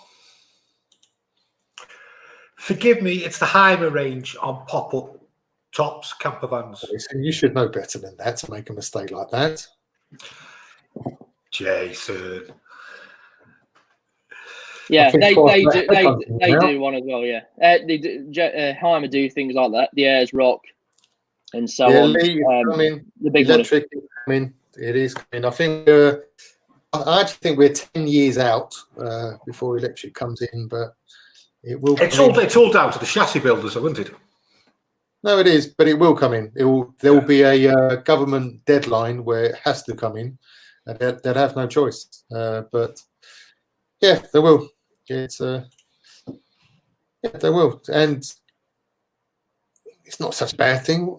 It's not to be feared. I don't think it's. I mean, you got these Priuses that's out there that they do 200,000 miles on the same battery. So it's going to happen. It's the future. It's technology. There's nothing you could do about it. Sorry. So you should be. It's that gym that's working, Jason. Name of a next generation motorhome. Yes. Don't know. What's the next up and coming motorhome make and model? Do you mean? It's Cargo, isn't it? Yeah, Cargo is good. But it's so difficult for an independent company to make their mark. It is. It's just so difficult. It's especially. Here's the up and coming one: Malibu by Carthago. So you got Carthago, which are your expensive ones, and then you got your Malibu, which is the step down. You know, like your starter range. Yeah, and they do the starter range in both low profiles and A class, but they're 70 grand instead of 120 grand. But you can't, yeah. For me, that's the one for the likes of us three to look out for in 2-3 years' time. Now, there's a following on all electric vans on YouTube, mostly in the States. Yeah, I think it's like Aaron said, it's definitely coming. I mean, you can buy a brand new electric van now. Adria's very good vans. I like Adria's. Daz and Kim. I really. If we talked about caravans, the actual build quality of Adria's very, very good. Very, very good. Even the older Adria's, very, very, very good. They do what they say on the tin, don't they? They don't give you anything fancy. And also, they're quite brave as well. If I'm talking about caravans, they're quite like the Adria Adora, the modern shape before anybody else. The real, I do like. I'm a big fan. Build quality of Adria, very, very, very good. Very, very good. They're up there for me. One of the best fans. Your best holiday in a motorhome in this UK, and what will you win? For me, it was Hope last August in a Carthago Opus. The motorhome didn't make a difference, but it was stunning weather. The walks around Mamtor and everything like that were just brilliant. Bailey Approach Autograph. And where? I went to Silverstone last year. Okay. I was in Norfolk. I can't remember what I was in. I could tell you my worst. We took a Swift Conqueror caravan to Brighton. It was 2 years old, so a very, very modern caravan. So it just come in, hardly been used. And so we go down to Brighton Marina, to one of the caravan club site there. Really nice site. There's a bus to go straight into the town centre. Nothing worked. Absolutely nothing worked. The only thing that worked, the electrics didn't work for whatever reason, and it was cold. It was probably the similar time of year to now, where it's warm in the day, but and at night it was like freezing. And I had one last year, and I went up to Ashbourne in just in Derbyshire, and we bought this 2004 Swift Contiki. I forget what the layout is now. It's a 650 with a French bed. And it wasn't until we got there and it started absolutely hammering it down that we realised the roof light just above the bed leaked. And when I say leaked, it was just constant. It wasn't even dripping. It was just a constant stream. But we also forgot the quilt for us. With the girls, I got 2 young daughters, so they were fine. But we had no bedding. We forgot that because we just pick, whenever we go away, we just pick something from stock. So we have no heating. Well, the gas heater worked on gas, but I'm a bit conscious leaving the gas on overnight. So it was awful. I'll never forget that. But then, like I say, there's days when it's a hot summer, balmy night, and you're on a campsite. It's great, picturesque, and you got a beer, the barbecue going, and the children are playing. You can't. You literally can't be. Best holidays you had as a kid, wasn't it? Yeah, I used to go. My dad I used to be very lucky where my dad used to take me down in a caravan, one from stock again, to the New Forest, a little place called Shirley Farm, and they were only allowed 5 vans on at a time, and the rope swings and campfires that we used to have as a kid, it was just, You know, out of all the holidays that we've been on, it still stands out. I mean, there's a lot to be said to having a campsite with all the facilities and a little playground, etc. But some of these ones by the side of a pub, you know, they're just great. They're absolutely great. You know, you'll have a pub meal, you just stagger back to the caravan. Because all intents and purposes, you're just using it as bed. And if you've got a hookup, you're there. Also, if you've got solar panels, this is where they really come in. You know, they really, and there's, you know, it's a you know, this is why it's so popular. This is why it was growing every year on, year out, and this is why hopefully we will get through this, and we will. And but Europe's a big thing. People underestimate how many people use their motorhome to go to Europe. I see it on the forums all the time. You know, they do it. They love going to Spain, driving to Spain. They stop off at these airs, and you know, they do. I'm still here. My coral is standing. Adria Coral, is that? Just about. I like an Adria Coral. I like an Adria Coral. Yeah. We camp at the bottom of Mantor in the car park. See, I know which car park you're talking about, but I never realised you could camp down there.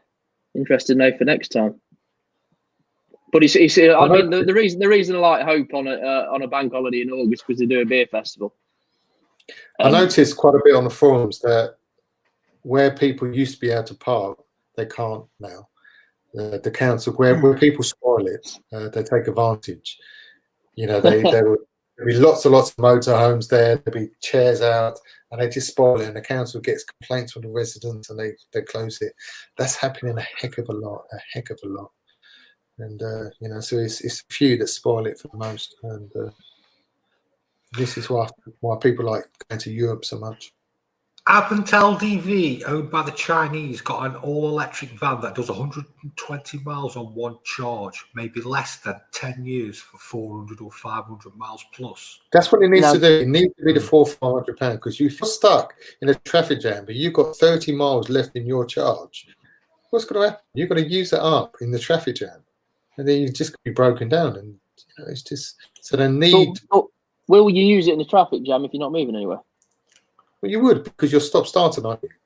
Yeah, okay. Stop start, yeah. I'm close to the M25, but you're forever stop starting, and that's going to, you know, that uses up electric.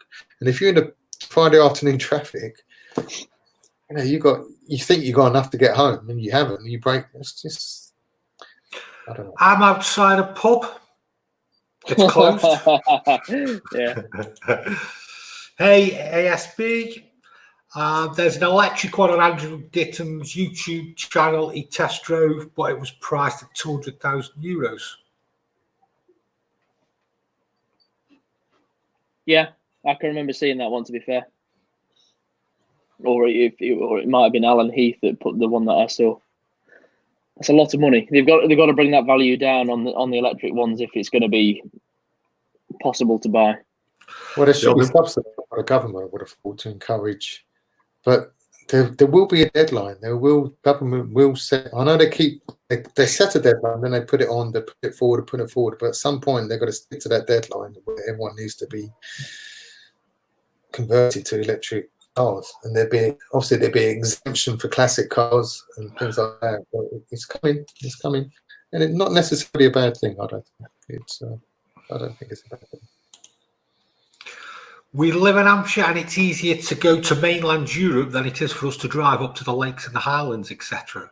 So we never motorhome in the UK. It is, and they cater for the motorhome so much better in the UK. Like you go to any town and they're being airs, and it'll be €5 for the night or something. You know, this is why people go to Europe. They do. You will have to adjust when we start again as things will change. What do you think will be for the best? Well, like I said before, I think the more expensive motorhome would be the highest. Just by dint of the fact they're more expensive. Is he a dealer? Is this guy a dealer? Do you know this guy? If you're a dealer, I mean, if my advice to you is, you know, if you've got heavy stock, expensive stock, you know, try and, sell that, even if it's a case of breaking even. And then just work your way up, test the market. Start at the £15,000. They'll be selling fine. Then creep up to 18 if they sell. Then creep up, try things for 20,000, and creep up to see how the market is. That's what I plan to do. And but it's the newer stuff. It's the more expensive stuff that's gonna. And on the opposite of Aaron, I'm going to go heavy on the newer stuff because I don't think there'll be much available. Which is good. Won't cross doors. If you've got attractive finance packages in place, then that will help, because a lot of people buy these expensive ones on finance. That will help, but you just don't know until we get out there. We need this lockdown to finish and just to get out there. But I think we'll be okay. I think we'll be okay. We're going to be in a recession, that's without question of a doubt. But there's the feel-good factor, and there's, like the NCC done a survey a couple of days ago. The one thing people are looking forward to the most is holidays. And the fact you can't go to abroad now, we're talking UK holidays. So, have you enjoyed yourself, Aaron? I think it's been great. It's been great. Really enjoyed. Hey, how's that wine going down? See, I'm about to the end here. A mistake I made, which I won't make if you invite me back. I should have bought a bottle up here because it's downstairs and I'm upstairs. So next time I'll have a cool box with. Thoroughly enjoyed it, Aaron. Come on again. No, I have, yeah. And it's a great idea, and you should do this on a regular basis. And well done both of you for doing this, because there's, like you said, there's nothing else out there, and it's only going to get bigger. And people can ask questions, and hopefully we can help them and give a little bit of our knowledge. It's great. I've really enjoyed it. And, brilliant. A few nice comments. So shall we wrap it up? Yep. Yeah. So what do we do? What do we do in the next one, Jason? Wednesday. Bear in mind, you're going to say Monday. We've got Mark on next, haven't we? Talking caravans. I'm going to say Monday, because we've also got that Friday night special, the VE Day special with Jason from Forefront. I think that'll be a nice follow up. And then there's a few people we need to get hold of as well. One last question. No. Do you think of getting anyone? Trillion years. No, not at all. I think it's July the 1st. I think that's the date that you're looking at. I don't think this month. You might. I think July the 1st. I think the Caravan and Motorhome Club are absolutely spot on with the date of July the 1st to proceed bookings from. I hope so. I really, really do. Okay, everybody. Thanks for having me on. Thanks a bunch for everybody watching. Thanks for your comments. More thanks to Aaron. And Shane, want to finish anything off? No, that's about it, really. Just join us Monday and Friday next week. Do you realise we've been going 2 hours? 2 hours? I don't know. The whiskey took the pain away. All right. Thanks very much. We'll see you all soon. Thanks for having me on. Cheers, guys. Bye-bye. Bye.